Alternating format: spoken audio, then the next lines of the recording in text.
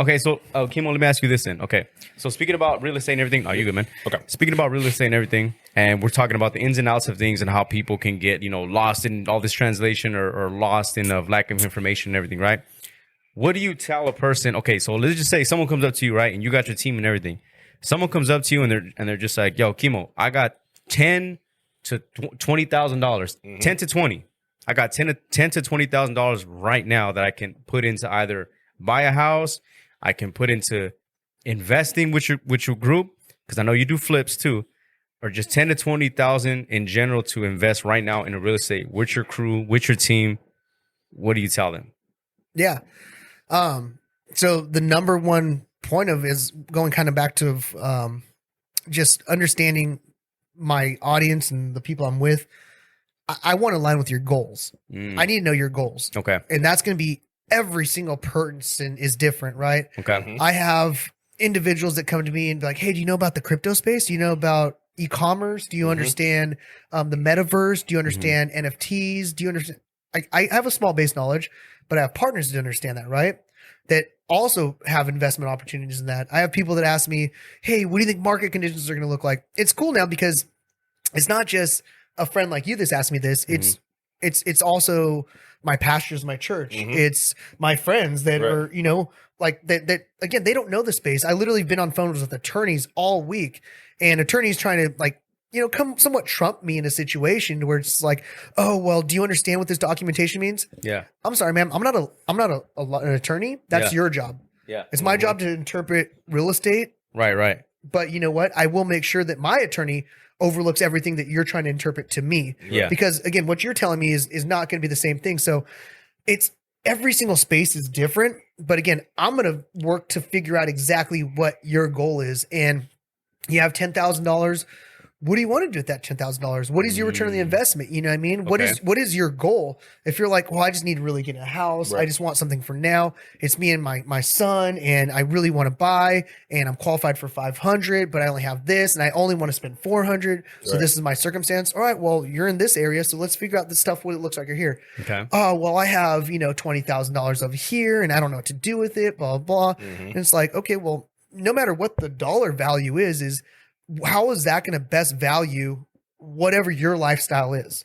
That's the most important thing. Because again, for me, as I tell people all day long, I don't want to sit here and dig in your pockets. Yeah. I don't want to sit here and make you feel that you're sacrificing your livelihood, your lifestyle for something that is a goal that you really want. But let's try to figure it out within means, or at least sacrificing in some factors to say, "Hey, you know what? Like this might not be my forever home.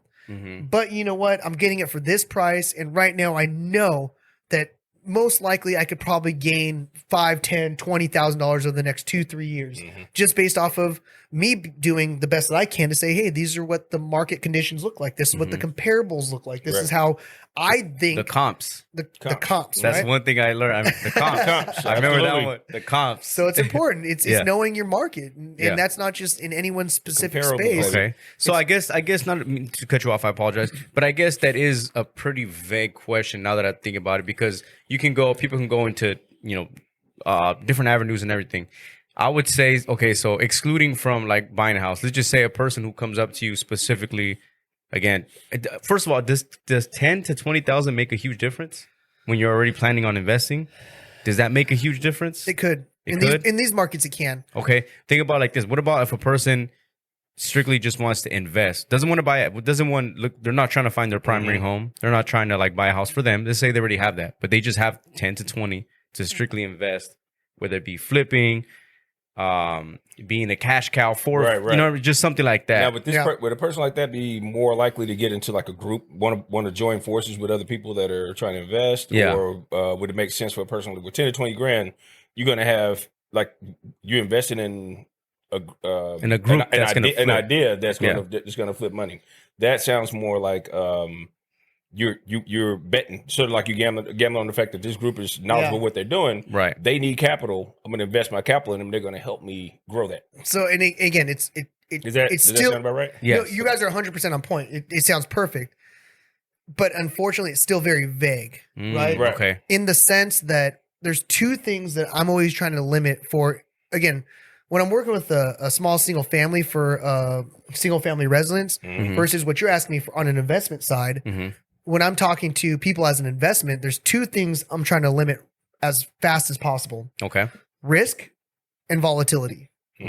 Those are the most important things because where the market's at, right? Right? Because I mean, you could see like right now the markets are super volatile. Yeah. But there's certain assets, there's certain products, there's certain directions that we could put you into that can make sense, right? And it really depends on to that specific person. The second thing is risk, right? If there's high risk involved, if you have 10 partners and you're looking to net $10,000, let's reinvest that into something else. Let's find something that's going to maybe have a slower gain, but you'll still be able to have a return rather than a loss. Right. So it's tough because it's subject to each individual circumstance.